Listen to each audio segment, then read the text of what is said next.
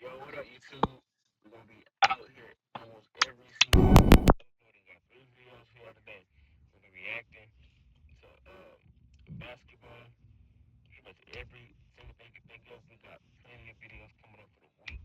Hope everybody's having a great week. Yeah. Music. Wait, one last thing. Need to make sure that you rock that subscribe button and subscribe that like button. We're gonna be out. For real. Possibly bright to the point where Neri is shielding his eyes to just see what's going on here. And as he was doing this, this extremely hot gust of wind came blasting through and literally knocked the brothers onto the ground, totally disorienting them. And then from the ground, at some point, Neri kind of turns his head and he happens to look in the direction of the watering hole where the kangaroos were. Then he sees them literally floating in the air, coming right over to him and then dropping on the ground. And then a moment later, it was like everything just went back to normal. The sky went back to a normal color. There was no more rumbling. There was no more wind. Except now, you have all these kangaroos just dead right in front of Neri and his brothers. Now, of course, Neri and his brothers had a lot to process here. I mean, they really had no idea what had happened.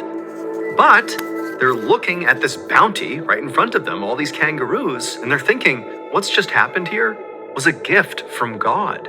Clearly, what we just experienced was literally God lifting these kangaroos up, ending their lives, and putting them at our feet. This was a gift. And so eventually, Neri and his brothers, after kind of standing up and dusting themselves off, began lifting up these kangaroos and carrying as many as they... Y'all different. I would have had to sit it for a second. I had to pray about that with somebody that's a gift from God. Man, what? I don't know what killed these kangaroos. It might be some poisonous. So I'm just gonna assume that that's a gift from God. I don't know. Am I tripping, chat? Just making that assumption that that's a gift from God because they dead now? You have no clue what killed them. You're just gonna make that assumption. Maybe my faith is not strong enough. Because I would have had some doubts to my home. Me and my brothers is out here gonna be like, yeah, dude. Like me and my brother go to the woods, there's plenty of deer. See you there now? I won't lie to you. Could back to their tribe. And then that night, the tribe had this big celebration honoring this gift they had been given from God, and they had this big feast and they ate all this kangaroo meat. I mean, it was incredible. But then the next day, when the tribe woke up, everybody who had eaten any of that kangaroo was violently sick. Exactly. Vomiting, rashes all over their body, aches, pain. I mean, people were really sick. And over the next few days, some people did recover, but a lot of others did not. And soon, people from this tribe began dying. And so naturally, Neri and the other members of the tribe did make the connection that very likely whatever was happening here, the sickness, was tied to consuming that kangaroo meat. And then other members of the tribe who didn't necessarily subscribe to the idea that, this had been a gift from God, just said clearly the meat was poisoned. But they didn't know if that was intentional, if somebody had done that, or if it was just kind of a byproduct of something else. But poison, that's what was doing this. But for Neri and his tribe, this whole event remained a mystery until 1967, so 11 years later, when Neri was 24 years old. That's when representatives of the British government came out to southern Australia, near where the Martu tribe lived, and began trying to clean up the mess that they had made. It would turn out all those dead kangaroos that got kind of dumped out of the sky right in front of Neri and his brothers were not the result of, God giving them a gift. Instead, the reason that happened was because of a big scientific experiment that was conducted in Maralinga in total secrecy. The British government was testing nuclear bombs. Neri and his brothers had been a few kilometers away from a detonation site.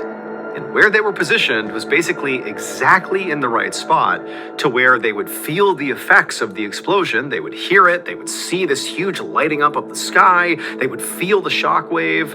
But they were just far enough away from the detonation site that the shockwave and the blast and all that did not kill them. It knocked them to the ground and made them totally disoriented and confused. And I'm sure it hurt a great deal. But it didn't kill them.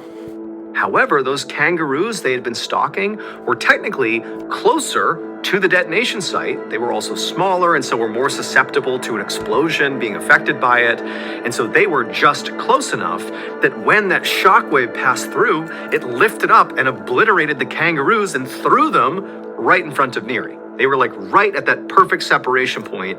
Neary and brothers just barely safe, kangaroos just barely in the lethal zone. And so keep in mind that Neary and his brothers did not know things like nuclear bombs existed. They're very isolated. They're completely cut off from sort of modern society. And so even though they saw a lot of indications that this was a bomb, they didn't really interpret it that way. Instead, they interpreted this as, oh, God has bestowed upon me this bounty. Like this is a gift from God. But in reality, it was just this explosion, and the meat, the kangaroo meat, was not only devastated from the blast, but it was also littered with radiation from the blast. And so the members of the tribe who ate the kangaroo meat immediately got radiation sickness and began to die. An unknown number of people died from these nuclear bomb tests. And it would take 11 years before the British government would come in and begin cleaning up the nuclear waste. The Australian government ultimately paid $13.5 million in compensation to Aboriginal tribes that were affected by these tests. As for Neary, he survived, and today he's actually in his 80s, and he continues to tell his story to younger generations.